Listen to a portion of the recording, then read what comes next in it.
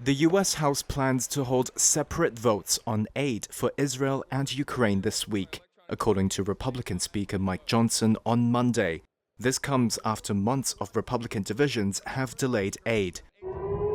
But pressure on the GOP to act appears to have ramped up after Iran's weekend missile and drone attack on Israel. Johnson cited precipitating events around the globe when speaking to reporters Monday. We know that the world is watching us to see how we react.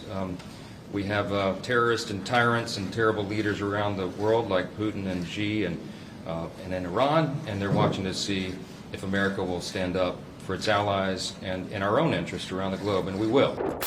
Johnson said the House will break down the aid into 4 bills. 3 include aid to Israel, Ukraine, U.S. allies in the Indo-Pacific, and U.S. national security priorities. The makeup of the 4th was not immediately clear. Johnson says the new House bills will provide roughly the same amount of foreign aid as a Senate one that House Republicans stalled earlier this year, which is roughly $95 billion, but differs by including some aid in the form of a loan. And Johnson expects the vote to come by the end of the week.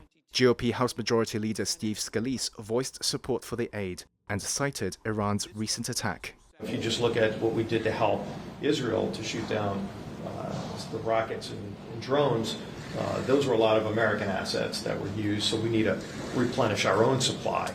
House Speaker Johnson also faces a threat from hard-right Republicans to oust him if he allows Ukraine aid to go ahead. On Monday, Republican hardliner group the House Freedom Caucus released a statement calling for aid to Israel but not to Ukraine. They rejected any suggestion the recent attack on Israel would ease the path towards more funds to Kyiv. Top House Democrat Hakeem Jeffries also wrote to his caucus on Monday, urging the need to support both Ukraine and Israel. Meanwhile, Ukraine appealed again to its allies on Monday for extraordinary and bold steps to boost its air defenses after Russian attacks on its energy system in recent weeks.